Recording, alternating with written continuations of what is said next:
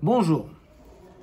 On raconte que un jour sont venues 3 femmes françaises qui avaient du mal à avoir des enfants. Elles sont venues voir le rabbi et c'était le jour de Purim. Donc les 3 ont osé toquer à la porte donc de la maison du rabbi avec un très beau Mishloach Manot. Dans le Mishloach Manot, il y avait dedans un petit papier avec une demande de bénédiction pour elle. La femme du rabbi, la tzadeket, la rabbanit, Chaya Mushka, elle a pris le Mishloach Manot, elle est entrée à la maison. Et le secrétaire qui était là-bas, il a vu le petit papier dans le Mishloach Manot. Et il a retiré le papier, il a couru au 770 pour voir le rabbi et lui demander la bracha. Alors, lorsque le rabbi a vu le petit papier, il a dit « Mais ce papier était dans le Mishloach Manot destiné à mon épouse. Elle peut aussi bénir. Ses parents ont béni, ses grands-parents ont béni, et elle peut donner une bracha. » Et c'est ce qui se passa. Et 1 an plus tard, les 3 femmes ont eu chacune un petit bébé.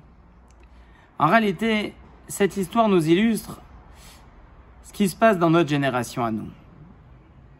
Dans les bénédictions du mariage, il y a 2 bénédictions, les 2 dernières, où on parle de Mesameh Chatan Vekala, que le Chatan et la Kala vont se réjouir. Dans la première, Samar Te Samar, on dit que Mesameh Chatan, le Chatan, il va réjouir la Kala. Dans la dernière, il est dit un langage différent. Mesameh Chatan im hakala. Dieu il va réjouir le Chatan avec la Kala. Grâce à la Kala, le Chatan va se réjouir.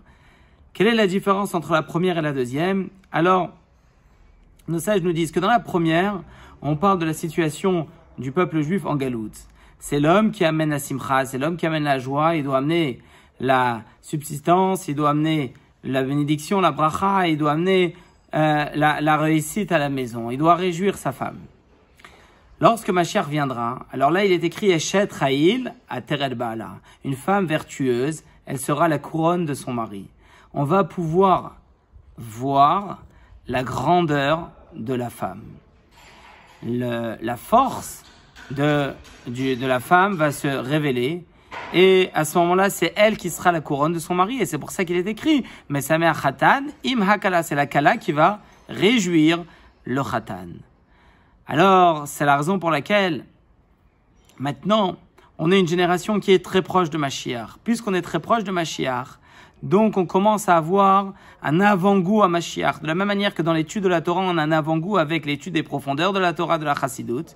On a aussi un avant-goût dans le rôle de la femme dans notre génération, qui est d'une grande valeur et d'une grande importance.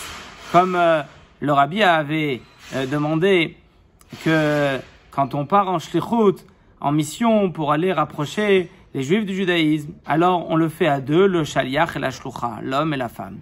Ça, c'est un message très important. Vu qu'on est en train de se préparer pour amener le Mashiach, alors le rôle de la femme, il est primordial. Son rôle est d'amener la shrina, d'amener le mari et les enfants, de les faire grandir, et évoluer, de les faire pousser dans l'étude de la Torah. Et pour terminer, on dit que aujourd'hui, la Hamida, on l'a fait à voix basse, et lorsque Mashiach viendra, la Hamida, on la fera à voix haute. Mais en réalité, ça aussi, ça veut dire que nous, le Ham Israël, le peuple juif, est comparé à la femme et Dieu à l'homme. Aujourd'hui, on prie à voix basse, ça veut dire on n'a pas la possibilité de s'exprimer fortement, alors que lorsque le Mashiach viendra, le côté féminin de l'homme va ressortir, on aura beaucoup plus de force. Donc à nous tous aujourd'hui de se renforcer dans l'étude de la Torah, dans l'étude des profondeurs de la Torah qui sont les enseignements du Mashiach. Et à ce moment-là, le Mashiach va venir tout de suite. Bonne journée et à demain si Dieu veut.